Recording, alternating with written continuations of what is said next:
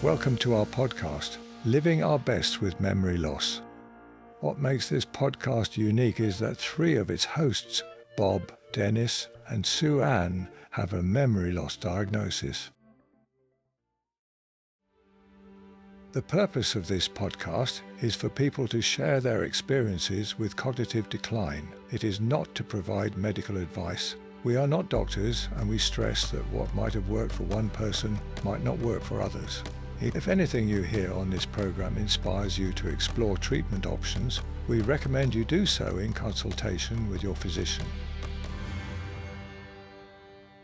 Welcome to another session of our podcast, Living Our Best with Memory Loss. Today's guest is Jeannie Hixon, who has been living with her mother, who has a diagnosis, and is here to tell us about that journey. And what I love is, from her diagnosis, you've been documenting your mother's journey and have been posting it on Instagram to share with other folks who are going through a similar journey. And you tell us, Jeannie, and by the way, thank you so much for joining us. This is so special that you did this, so thank you. I'm excited to be here. I have been documenting my mom's journey since 2018. Good morning. We're heading for yard sales, but Mimi has noticed that little Jesus has my same haircut. Show him, Mom. You're not wrong. So in 60-second clips as we went along, and when I first began, other people would get a diagnosis in their family, and then they would say, why don't you follow her to where you can see her journey? So they're all 60-second clips, and you can watch the progression of that disease from 2018 until now. Are you aware of who I am? No. Who am I? Do you know who? No. Well, let me see. Come right over here, Tell me.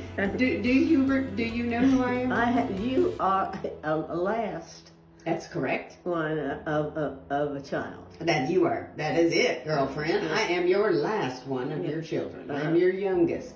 I'm your most beautiful. I'm your most incredible. And by the way, your mother's name is Mimi? It is. Okay. It is. Mimi.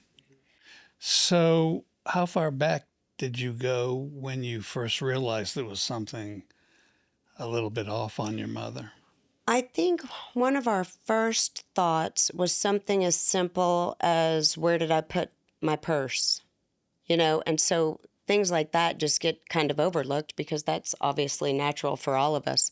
And so at first, I didn't really recognize it, but my mom is a nurse, and therefore she was rather clued in as to her own, medical health. And she enrolled herself in a study. There was a study in Memphis, and she enrolled herself in that study, and that was in 2018. And So she was self-aware. she was extremely self-aware, and she knew something was happening, but wasn't certain.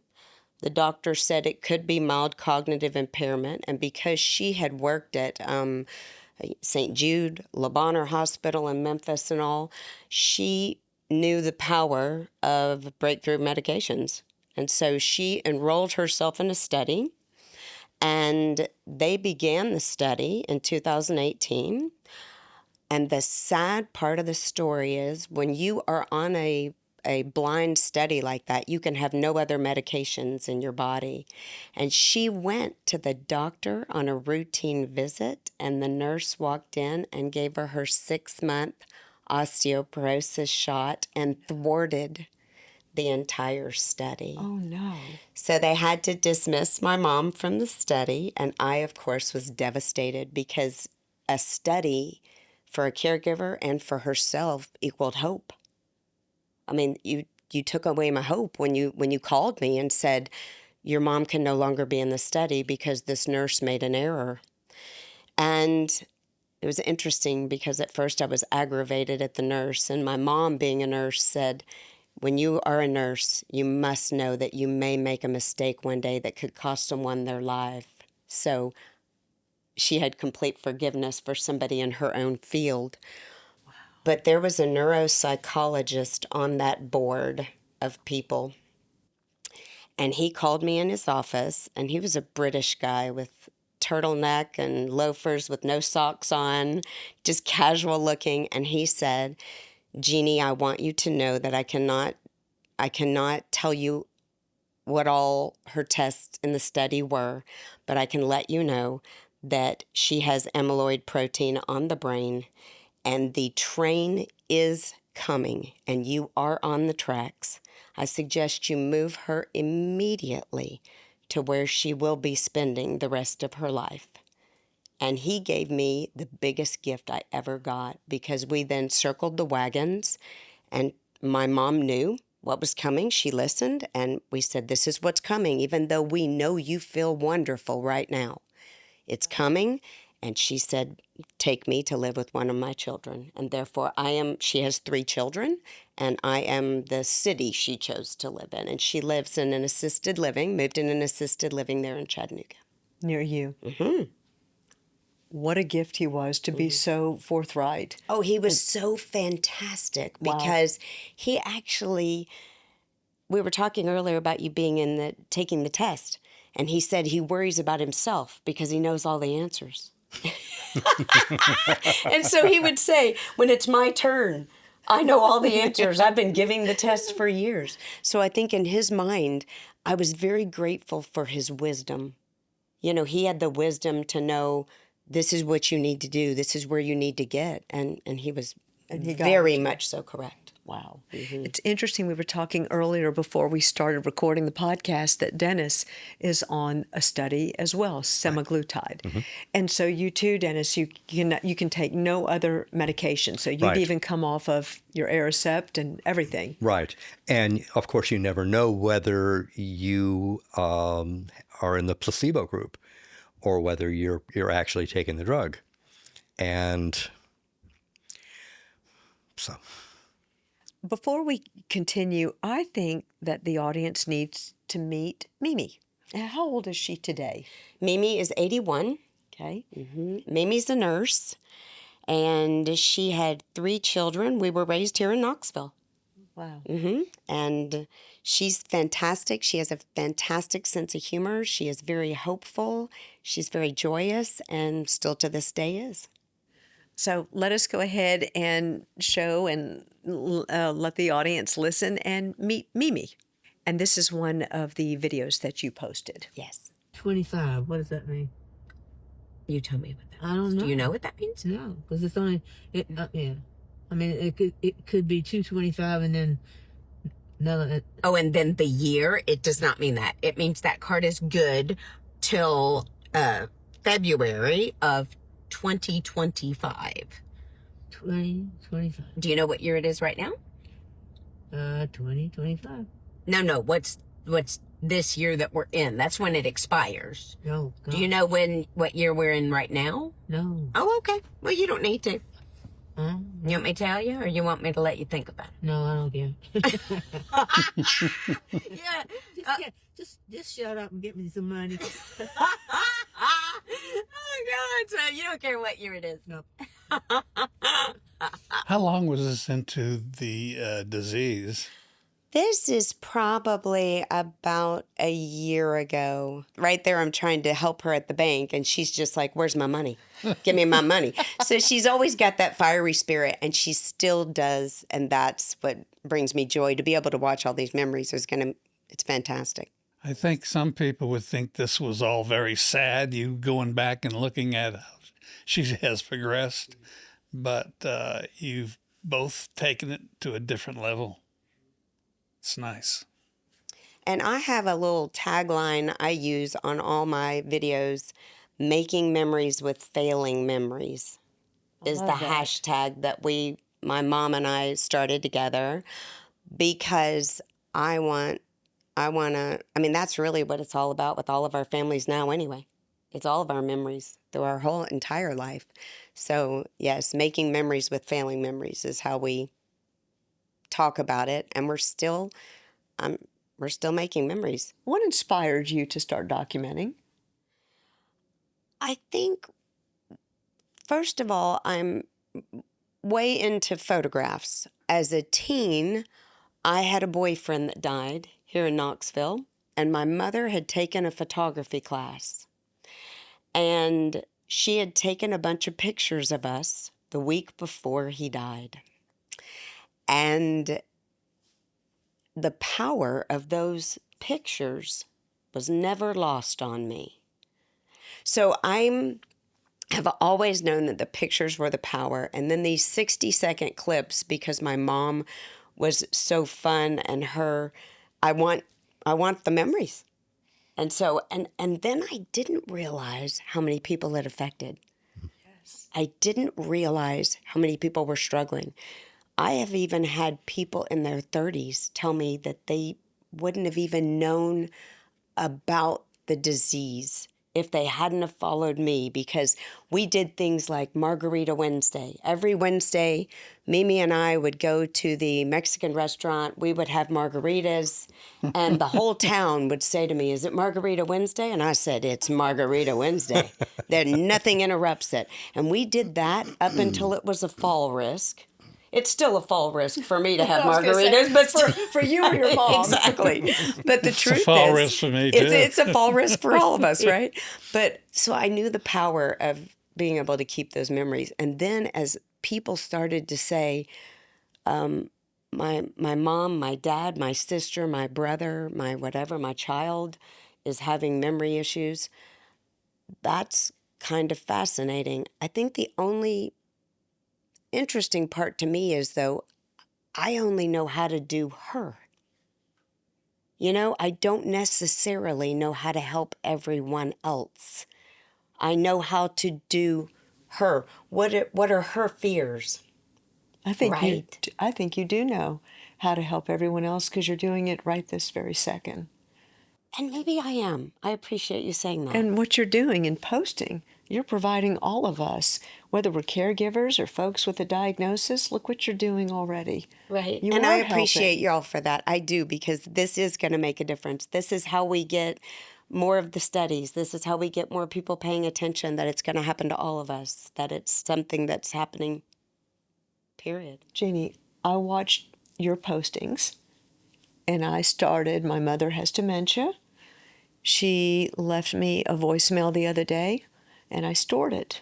Yes. And so I have started doing that because I've been inspired by you. Oh, I'm just so one. touched by that. Thank you just so one. much for saying that, Lori. It's being brutally honest with And you. I have a voicemail of my mom singing happy birthday. And every birthday, because she has not recognized my birthday in probably about 3 years, and I play it every birthday.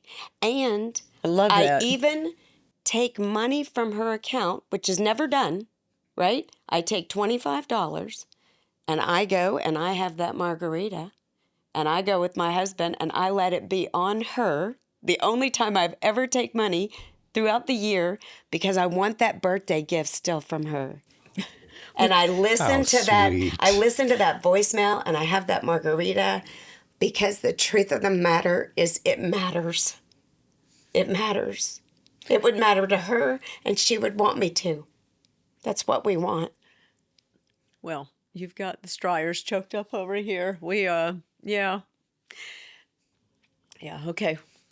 Yeah. Sorry. No, I'm do not. sorry. Do not. No, it's beautiful. We're crying tears of joy, and this is such an education for all of us in this room and everybody watching. So thank you.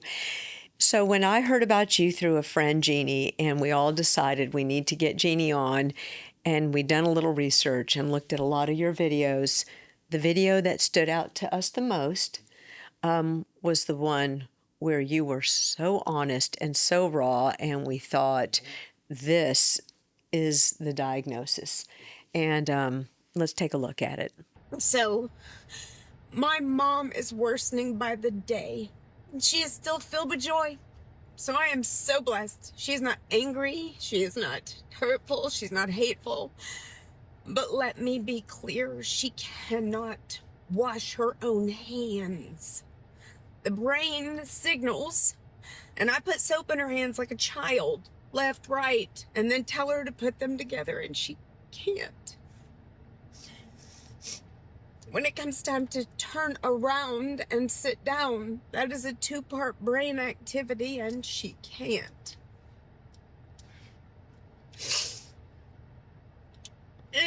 She is trapped in there, and I see her. And Daniel and I came this weekend, and we both cried. We secretly talk to her, and then we cry, like behind her back. So I just don't want to ever forget that this is the most cruel disease. Yes, she knows who I am, but barely. Everyone else is somewhat fallen off the radar. But it is so sad and so cruel. And I want her to be called home to Jesus, and at the same time, I don't want to let her go. I feel that way. This week, I had a friend of mine that called to tell me that her mom passed, and her mom had a very rapid disease, a cancer here and then gone 3 months later. And part of me was jealous, and how dysfunctional that was of my own feelings of jealousy that she got to go from healthy to being whole again in 3 months, whereas the cruelness of what I'm going through.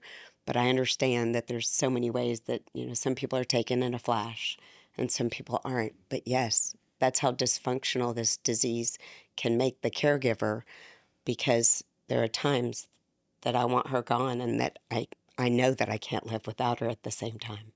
I so love you for your honesty, because there's not a single person who's living with what you're living with someone with a loved one who doesn't feel that way or hasn't felt that way or will feel that way. And so thank you for saying that, because it's so truthful. So I also feel like when people say to me, you're going to have no regrets because you've done your time and you've spent so much time. And I tell them, unfortunately, I still will. Right? Isn't it the nature of life? I'll still have regrets. Could I have done more? How could I have made it better? We will all still have regrets. So we're all just doing the best way. We're all just walking each other home. We're all just making memories with failing memories. That's all we can do. But yes, I will still have regrets, and that's okay. I think at this point, I think she'd be proud. I do. I think she'd be proud of me. And I hope that's my goal, is to make her proud and to treat her exactly the way I would want to be treated, and know that my son is watching me and the care I'm giving her. And it matters. your mission as well, not only to educate people and show people and introduce them to your mother in the way that you were coping by creating these videos, was also directed at your son. Tell us about that. Yes, I think, family is what family is. Complicated and wonderful, and everyone's families are. But you're also leaving a legacy. You're also trying to show your own child. And my child is 35 years old. He's an adult man with a baby.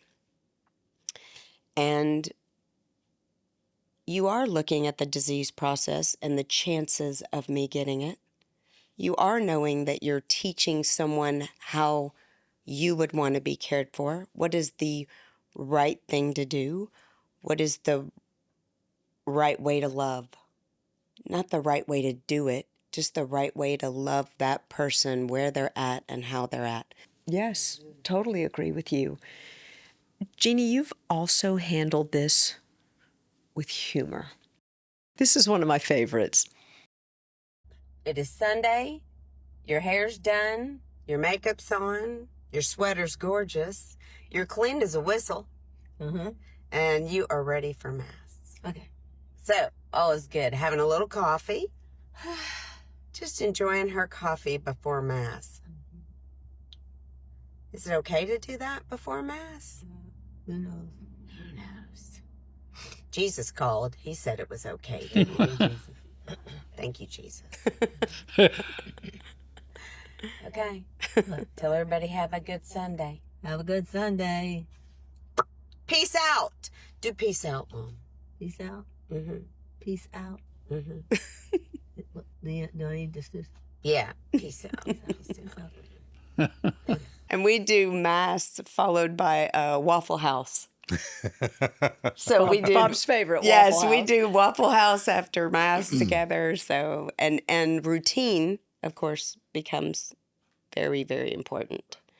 As a matter of fact, we couldn't even change the time that you would go to church, because if you took her to the 8 o'clock, A different mass. that's correct. right. She's still going to get up the next morning and call you. So you're going to have to go twice. So you better just go to the time that you've made for her to go. And, I don't want to go twice. So nobody needs that much Jesus all at one time. So I'm not going twice. So we would have to stick with the same time. And my husband's a musician and he sings for the church.